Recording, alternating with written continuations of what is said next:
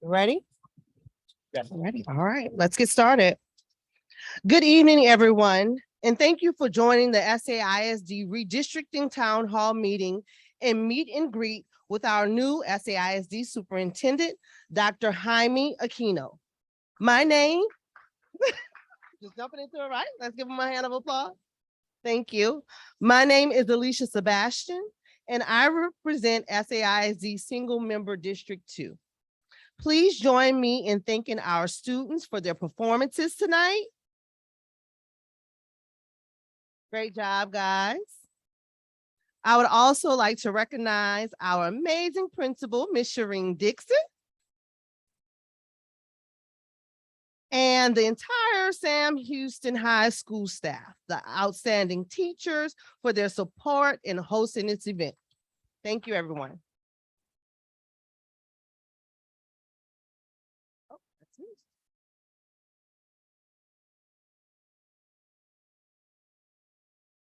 Getting a slide up. Waiting for the first slide. Okay, thank you. Before we get started, I have a few housekeeping announcements. We have handouts in Spanish and English for tonight's meeting. I want to remind audience members that we have headsets available for in-person Spanish interpretation and our Zoom sessions for those viewing from home. You can get the headsets at the sign-in table at the entrance. Project consultants, Walsh, Gallegos, Trevino, Kyle, and Robinson, PC, are here to go over some information about SAISD redistricting. Thank you. What is redistricting? Please note, this redistricting process does not affect the school your child will attend. It only affects which trustee represents your school.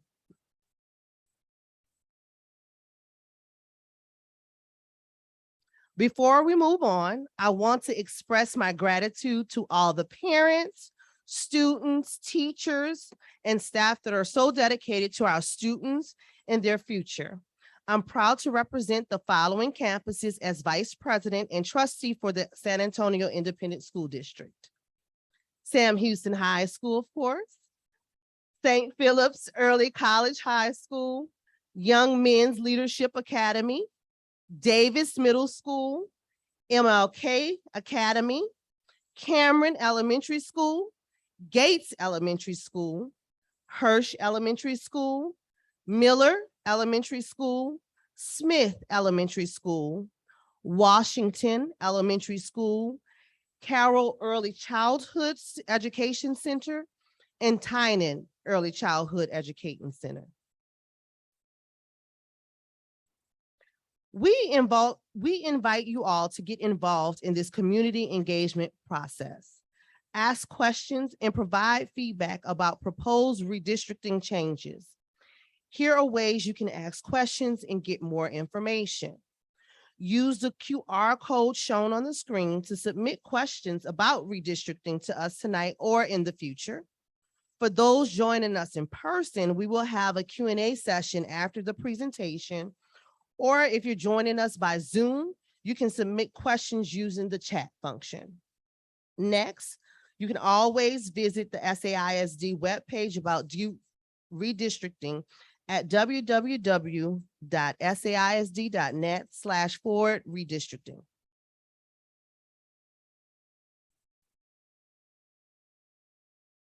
We've had a series of town hall meetings across our district, and tonight is our last session. So I am now very, very proud to introduce you all to our new superintendent, Dr. Jaime Aquino. Y'all want to clap again? Y'all can clap again. Y'all clap. He's worth it. In his 35 years in education, Dr. Aquino has served as a teacher, a chief academic officer, and a deputy superintendent of some of the largest school districts in the country, including New York, Los Angeles, and Denver. Dr. Aquino's journey as an immigrant and a teacher uniquely prepares him for becoming San Antonio's SAISD's superintendent. And he brings with him a depth appreciation for our multicultural community and the importance of building close relationships with our families. So let me once again introduce our amazing leader and superintendent, Mr. Jaime Aquino, Dr. Jaime Aquino. Thank you, Vice President Sebastian, for that kind introduction. I am delighted. I've been so many places as she was, as Vice President Sebastian was saying, but I have been saying lately that I feel like I've died and landed in heaven here in the great San Antonio Independent School District. You guys have made me feel like I'm part of this familia, this family. I mean, walking here at Sam Houston, thank you, Ms. Dixon, for a great campus, but your leadership is reflected to the students who are here, who welcome me here. I was here a couple of Saturdays ago, got to meet the robotic teams and love, that cyber drum and everything you're doing. You're really showing the rest of the city and the rest of the world what the potential and the brilliance that we have in our students in this school as well as across the district. So I am honored and humble to be your new superintendent. I've been here for 4 months and I am loving every single minute of it, because every time I go to a school, I'm inspired by the stories of our students. I got to meet the girls volleyball team today and had a great conversation with them, and just really in awe with the insight that they were sharing. So thank you for welcoming me to this family. And I've said many times that I really don't care about this title of superintendent. If there's one title that I care is the title of teacher. I spent a lot of years teaching in New York City and wanted to continue my life as a teacher, but by accident became an administrator, and by the grace of God brought me here to San Antonio. So whenever I lead with the teacher's heart. Every time I make a decision, I think about, if I were in the classroom, would this decision or initiative really impact and transform the lives of our students? So really happy to be doing that. And I want to start by talking about how are our students in the great San Antonio Independent School District. And I have such great news to share. Some of you probably know this, but it's worth repeating. And that is that we still maintain our B rating by the Texas Education Agency. Yes, that deserves an applause, because the last 2 years has been the most difficult in public education and the most difficult that we have encountered as a society. The fact that we were able to maintain a B and increase 2 or 3 points in terms of having a solid B is a testament to our principal, our staff, our teachers, our students, and their family. So I'm really proud of that. But the news is even better, because on this year, we ended up with 63% of our schools have been rated A and B. 63%, including the great Sam Houston. But this went up in 2019 from 27% to 63%. That is just amazing. We are showing that the way kids come to us is no excuse for the way they leave us. And if we are committed to discovering the brilliance in every single student, they'll show us their potential, and they have. We've also reduced dramatically the number of campuses that have been underperforming or rated D or F from 39 to just 10 this year. 10 is a lot, but we are nowhere near where we used to be, but we're also nowhere near where we ought to be. Because until every single student can achieve to its full potential, we're not going to give up. And the news gets even better because look at the number of seats that we have reduced. In 2017, we had about 24,000 students who were being taught in low performing school. This year, we reduced that to 2,700. Still a lot, but showing the possibility that we're truly making miracles happen. We're making the impossible here in the district. And let me talk about some highlights from single member District 2. Smith Elementary in 3 years improved from an F to a B rating.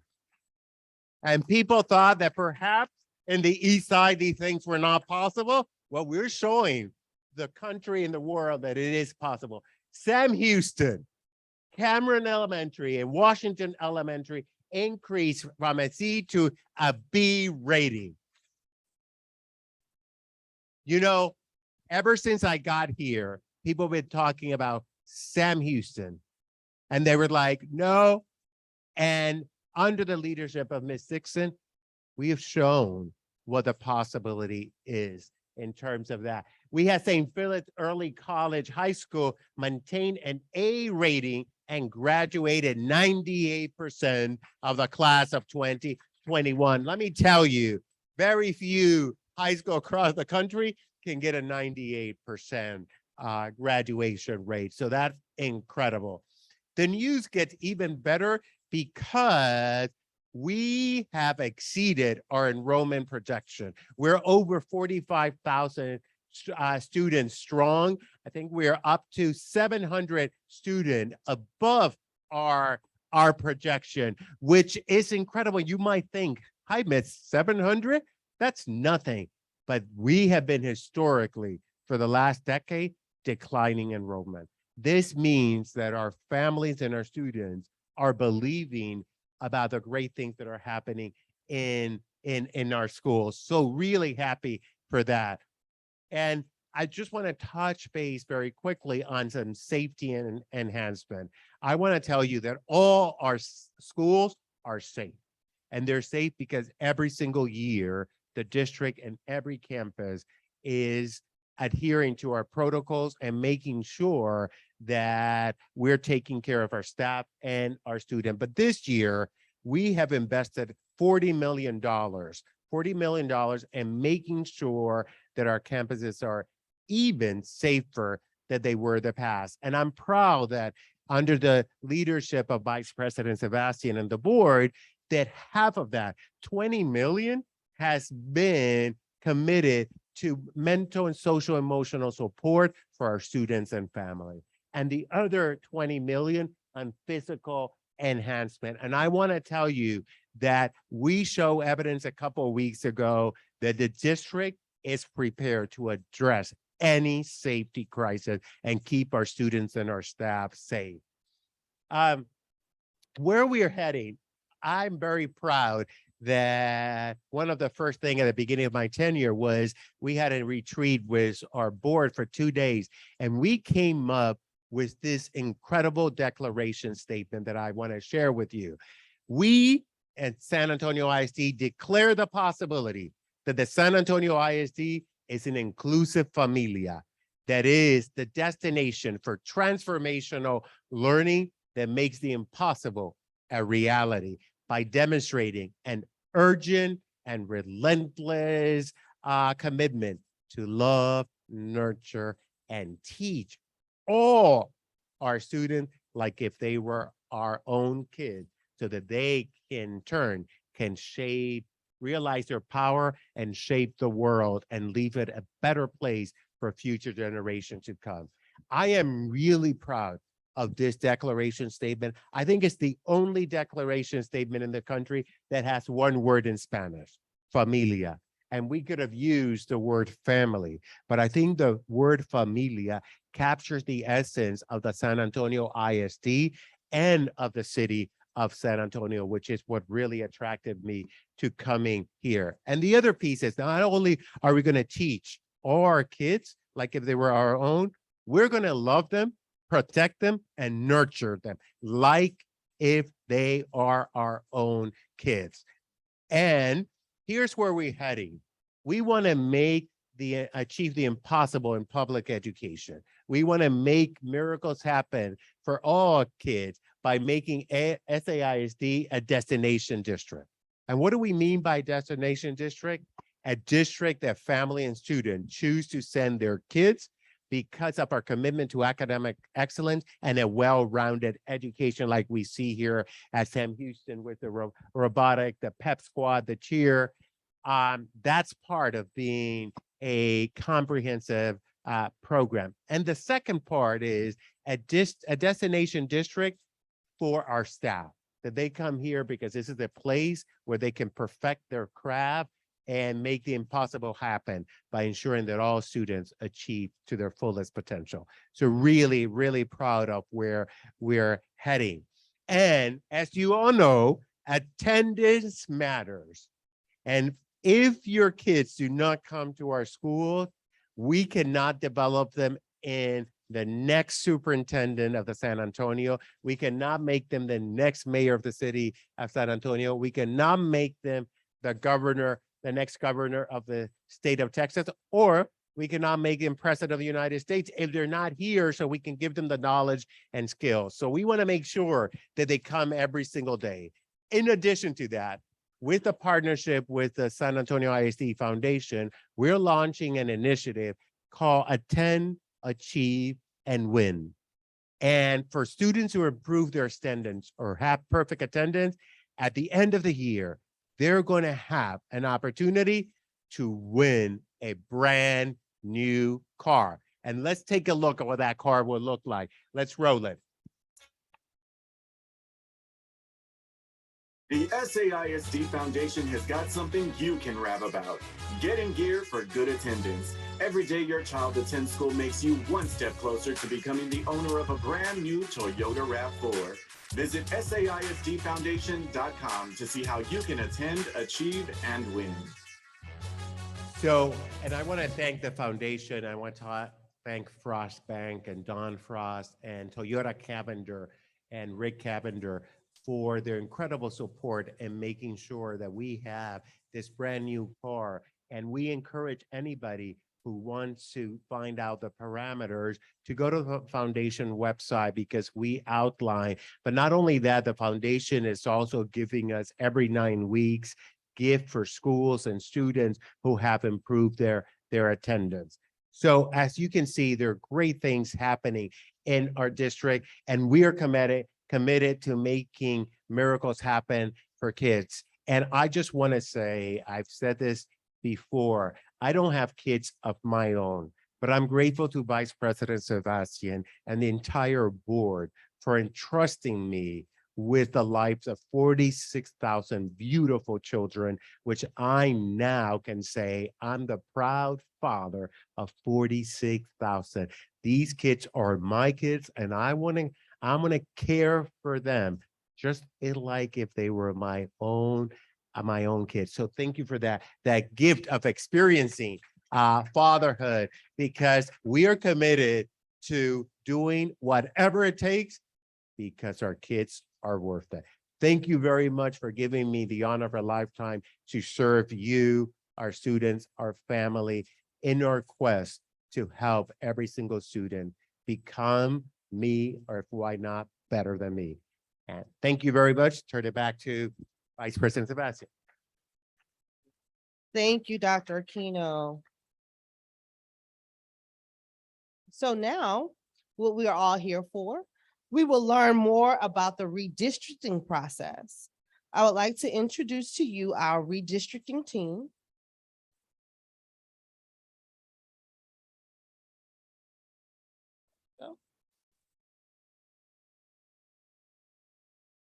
Walsh, Gallegos, Trevino, Kyle, and Robinson, PC, provides legal services to school districts and related entities in Texas in areas of employment, special education, constitutional law, civil rights, and business. With offices throughout Texas, they have served districts across the state with prompt, efficient, and reliable representation since 1983. Their attorney serves as advocates in schools and governmental law areas, including employment, special education, constitutional law, civil rights, construction, and business. The consultants and presenters for this evening are Tony Resendez, attorney, Eddie Hernandez Perez, attorney, Andre Macias, paralegal, Paloma Perez, a law clerk, and she's a non-presenter tonight. Ready?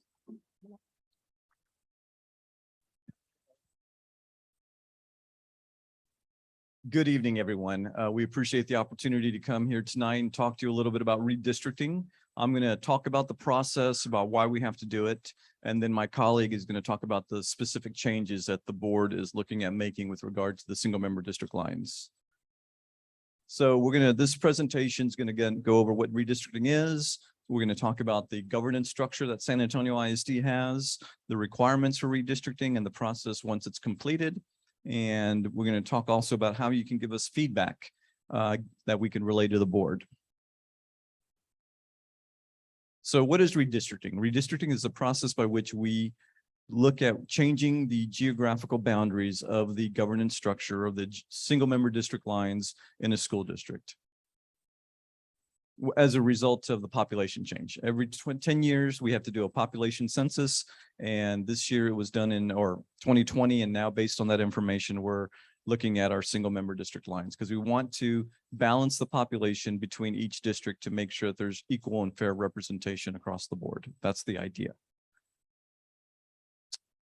So San Antonio ISD, as you may know, you have 7 single member districts. They are elected to 4-year terms, and they will be up for re-election in May of 2023. Every May of odd years is when they get re-elected. So why do we have to redistrict? Well, the law requires it. The Texas Education Code specifically says if based on the population data, the largest district compared to the smallest single member district has a deviation that's greater than, or a differential greater than 10%, we have to redraw the lines. So when we plugged in that data to the current single member district lines here in SAISD, that differential is 21.7, where the largest district was 21.7 bigger than the smallest district. So based on that, that's beyond the 10% rule. So we're doing this because we are required to. It's not something the board just chose to do. It's something that the district is required by law to do every 10 years. So what are the requirements? Again, the single member districts must be drawn within no more than a 10% variance in population. The single member districts must be compact and contiguous. We want to make sure that they they make sense and the shapes aren't unusual, that they're compact and contiguous. We want to be in compliance with Section 2 of the Voting Rights Act, meaning we want to make sure we're not discriminating against any minority group, that everybody has an equal say in the district. The total deviation, again, between the largest and smallest is to be at or below 10%. So also, in addition to those guidelines, we could use additional criteria. Use easily identifiable boundaries like streets, roads, rivers, creeks, those type highways, those type of geographical boundaries to draw the lines. We want to preserve the incumbent constituency relationship. Each single member district trustee will remain in their single member district as we go through this process. And we're going to maintain communities of interest and keep neighborhoods together. In a little bit, Eddie's going to talk about how the board has kind of defined communities to kind of go along with feeder patterns to make sure that certain schools that go to certain elementary and middle schools go to a high school, that they're also kind of voting for the same trustee. So here's the data. All this information is online. And if you want to look at more specifically what the population is, you can see it. After the 2020 census, the population for San Antonio ISD was 300,855. Actually, that went down from the last 2010 census. But in 2020, it was an unusual year. And so there may have been some undercounting, or there may have been some population shifts within the district. So the magic number that we want to get to, though, is about 40, you can't see it really well, but it's about 43,000 people per district. And you'll see the biggest district is District 2, 47,399. That's this district. The smallest is District 4, 38,963. So again, that's 21.7 differential. So we need to rebalance these populations. Now, it's not as easy as just taking population from 2 and putting into 4, because once you start changing lines, it affects all different things, neighborhoods, and we want to keep and geographical boundaries, and we want to keep things compact. So you'll see when we did redraw the lines, it affected certain areas beyond 2 and 4. 3 was adjusted a little bit. 7 and 6 were adjusted a little bit. Even 1 was that there a little bit of Monte Vista. Now, my partner Eddie is going to go over the more details specifically about all of the districts, but in particular District 2, so you could see what was adjusted. And again, the goal is to balance the population, because the idea is one person, one vote. And it wouldn't be fair if one district had a small amount of people and another district had a big, large amount of people. The voice wouldn't be the same. So we want to balance that population. So we're going to go ahead and let Eddie talk about the specific changes in District 2 as well as the other districts.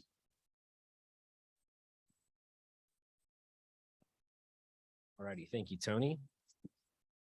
So as Tony mentioned, there are 2 issues, or one population issue that we're trying to solve through the redistricting process, and that's rebalancing the districts. District 2 has the largest population. District 4 has the smallest population. Common sense would say, well, borrow from 2 and give to 4. The issue with that is whenever you change one boundary, you're changing boundaries in at least 2 districts, and that has trickle down effects. And along with districts 2 and 4, other populations were also, District 1, for example, was underpopulated as well. So District 2 must be rebalanced. We have to bring the population down so that the differential between the smallest population and the largest population is under that 10%.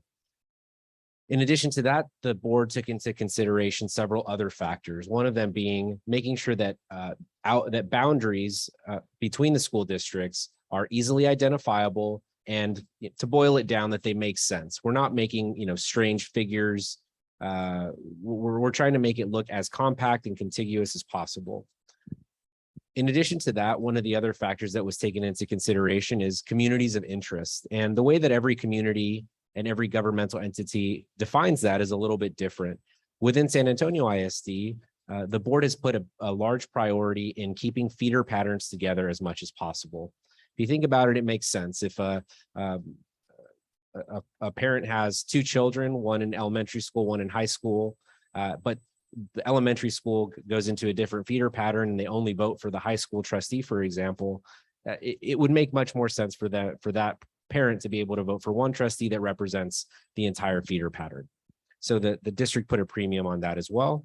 And as Tony mentioned, we're trying to do this in a way that is not with as little disruption as possible, because communities understand who they vote for, understand what the issues are in their community. So if we were to just take a butcher knife as opposed to a scalpel in this situation, it has the potential to be very disruptive. So the board is very mindful of that and maintained existing boundaries wherever possible. So Tony went over the 2010 data, which indicated a 21.7% differential. The proposed map addresses the issue, and if adopted, the differential is below 10%, it would be 9.1%. And so that complies with the federal guidelines of the one person, one vote principle, and then also the state requirement in the education code that number be below 10%. So I'm going to spend a little bit of time here, and I'm going to go through the changes in all of the districts, but I'm going to particularly spend time in District 2 since that's where we are. But of course, if there are any folks in the community that have particular questions about a different district, I'm happy to spend more time there. Please feel free to let me know. So single member District 1, there are 2 primary changes here. The first is there's a portion of Monte Vista, which is moving from District 1 to District 6. And then there's a slight portion here that's kind of it was an irregular boundary before. There's not a large population there, but the board saw that and is taking this opportunity to make sure that that's cleaned up a bit. So District 2, again, largest population. So geographically is going to have to lose some of that geographical area. So the largest changes here are this portion is moving into District 4. You see the colors aligned there. Then there's a slight portion that moves into District 3, and then that small change there between Districts 1 and 2. There are some there's an elementary school that moves from District 2 into another district, and I'm going to get into some of that, the specifics here. But here's District 3. Again, that population mostly to the north and a little bit to the west. District 4 is the largest, is gaining the largest portion of the current District 2. Again, because District 4 is the smallest, District 2 is the largest population. District 5 is the only single member district that didn't have any proposed changes, and that's because they were right around that 43,000 population that we were targeting, and so there were there's no need to change any of the boundaries there. There's some changes to District 6. So from District 6, there was a change. The northwestern portion of District 6 was moved into District 7. And this illustrates that principle of keeping feeder patterns together. The purpose of this change here is Arnold Elementary was moved from District 1 into from District 6 into District 7. That's because it feeds into that District 7 feeder pattern, the Jefferson feeder pattern. And very similarly here, there's a change to this area. It's more or less the Beacon Hill neighborhood that feeds into Beacon Hill Elementary, and then Edison from there, but currently resides in District 7. And so by making that switch, we're aligning the feeder patterns there. And then, as I mentioned earlier, there's the addition of the Monte Vista neighborhood to District 6 to get the population up. Similar changes reflected here in District 7 that changed getting Arnold into District 7 and aligning the feeder pattern with the Edison feeder pattern there for District 6. So here are the changes that are reflected in what we've gone over. Arnold Elementary goes from District 6 to District 7. And I'll highlight again, this is only for single member voting purposes. And so the folks that are zoned to go to Arnold Elementary, there's no change to that. Those folks are still feeding into Arnold. Nothing changes. The redistricting process is distinct from the attendance zones. And that's a completely different process, which we're not going into here. So the change into District 2, Smith Elementary would go from single member District 2 into single member District 4. And Highland Park Elementary would go from single member District 4 to single member District 3. And now here's an illustration of these changes. I mentioned Arnold Elementary, but this is where we'll spend a little bit of time. So you see Smith Elementary there, previously in District 2 or currently in District 2, would move into District 4.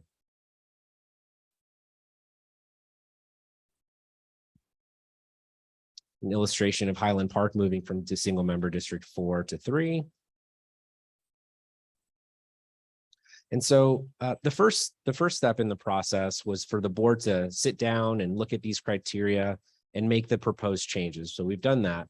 The second step is what we're doing here today and what we've been doing for the past month or so with 5 previous meetings, just like this one in various parts around the school district. We're gathering community input. And the board is making that effort to go out into the community, hear from folks about what issues matter to you so that they can take that into account before they make a final decision. The next step would be for the Board of Trustees to adopt a map. And then once that map is adopted, within 30 days, the district must provide notice to the county so that the county can update their records and start to get ready for the 2023 election. So transitioning to the new map, again, the map will be finalized likely in the next couple of weeks, but it will not go into effect until that May election. And it's only going to, in 2023, will only impact 3 single member trustee districts, and that's single member District 2, 5, and 6. The remainder of the districts will be up for election 2 years after that in 2025. In addition, the district will communicate information about the new maps to the community via district website, social media, and newsletters.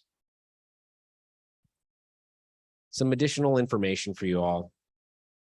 One, we get some questions sometimes about whether the redistricting process expands the outer limits of the school district. So the answer to that is no. This process only changes the boundaries within the school district. So SAISD will not be taking on any geographical areas that currently belong to a different school district. The outer boundaries will not change. Just to reiterate, redistricting does not impact attendance zones in any way. And redistricting for SAISD is not done by choice. It is a requirement based on state and federal law. And again, that differential in population is our trigger to say that the district is required to redistrict this year. So I mentioned those community meetings. This is our sixth and final meeting that's scheduled. And there's a list of the previous meetings that took place. In a nutshell, there was a town hall meeting just like this one in all six of the districts where a change was proposed. Single member District 5 did not have a redistricting town hall simply because there are no proposed changes to their boundaries.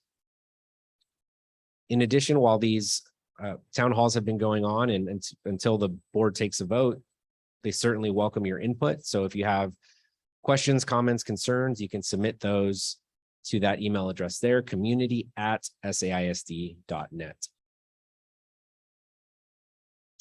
I'll leave this up here. The district has a redistricting page on its website, and that's saisd.net/redistricting, where you can review the current map, proposed map, all the data that we've gone over. I believe this presentation is uploaded as well. So if you have any questions there, and again, if you have any questions, comments, concerns, the board welcomes your input via email at community@saisd.net.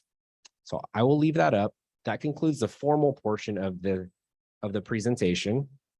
If there are any questions here in the audience, I know there are some folks that I believe are watching via Zoom, here live on Zoom. I'll open up the floor. And see if there are any questions at this time. I believe, do we have microphones for folks here in town or here at the town hall? We have a question.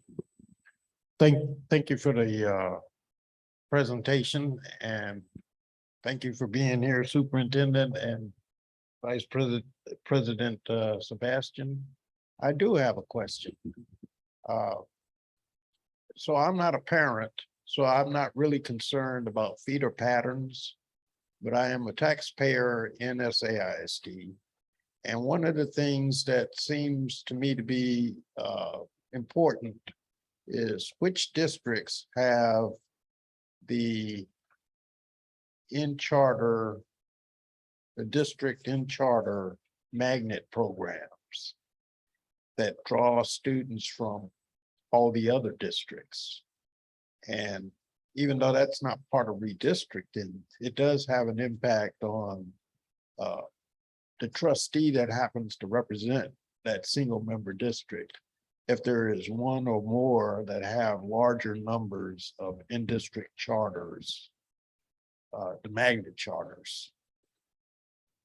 Does that kind of make sense? Is that something that we just have to live with in terms of who represents the education outcomes that may be different in these charters from other traditional high schools? Because that looks like the pattern, the feeder pattern that we're using here. Thank you, Mr. Mims, for that question. First, it doesn't impact in the election of the trustees, because if they don't live within the boundaries of the single member district, they will not be eligible to vote because they don't that. But in terms of like your question about whether it's different if it's an in-district charter, because we own that, or an 1882. But if it is a true charter school, wherever, regardless of where they're located, so we don't have any accountability for that. They have their own board and they're responsible for outcome. But in district charter and our 1882, yes. And they are held to the same standards as any of our traditional schools. And if they don't meet their performance contract, then the board has the ability to revoke their 18A charter status or our partnership status. I don't know if that answers your question.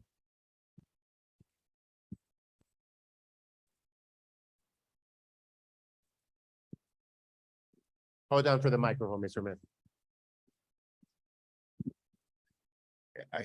I just like to see visual things, you know, so I see the visual of the high school in each district. But I didn't see the visual of the in-district 1882, those plotted. And if I did see it, would it be equalized across the SAISD? That's what I'm really Yeah. asking. Okay, so what we can do, I can make sure that my team provides you with the map, so you can see the visual and the location of an 1882. We can put the 1882 in district charters, school and external charter so that you can see in terms of, but just that, yeah. So I'll make sure that we get that information to you, Mr. Rand. And Laura, team, you remind me to make sure that we get that. And you have way of reaching out to Mr. Mims, right? Perfect.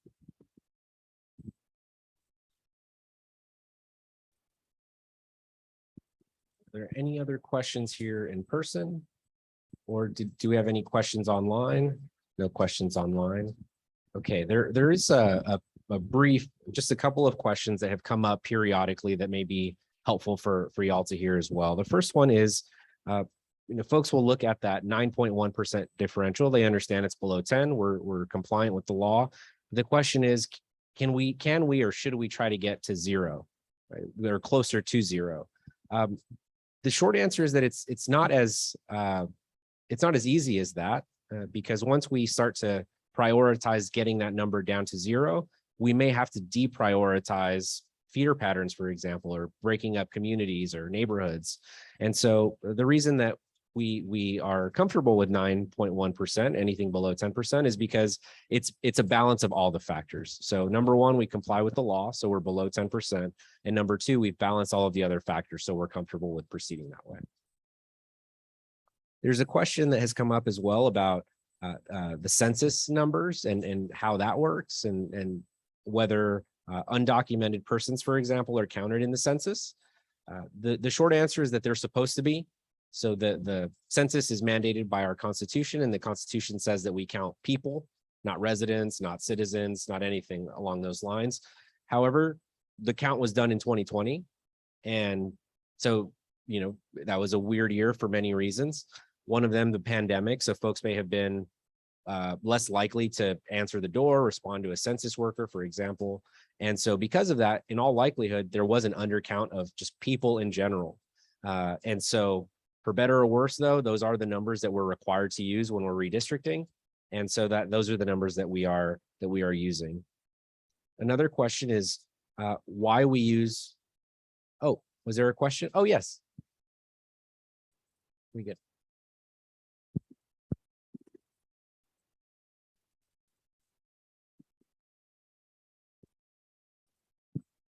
My son's going to be in high school in 2 years.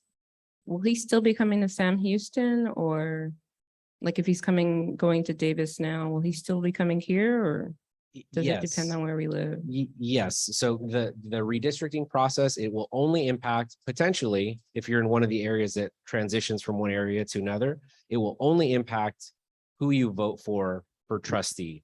It will not impact attendance zones. So if you're currently zoned to Sam Houston, that will not change.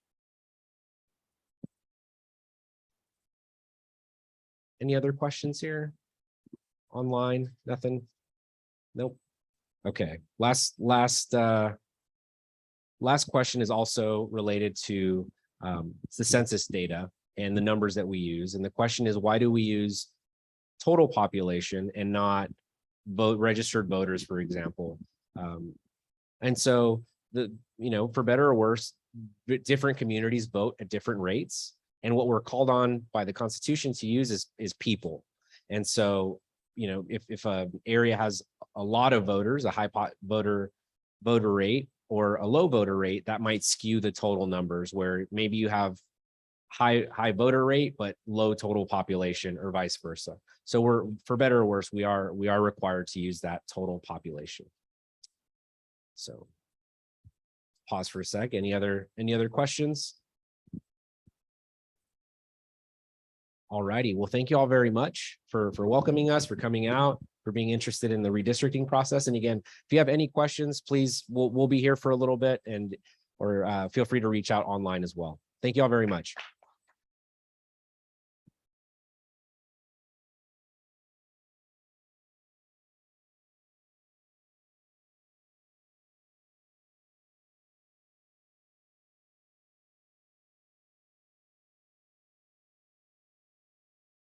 We're at presentation. Maybe there's some things that you're thinking about and you just can't remember it, or whatever the case may be. And maybe later you have some things that you're thinking about, but feel free to give those questions over on the website. Many of you have my direct contact information. I'll be happy to get you in contact with these wonderful presenters or our superintendent.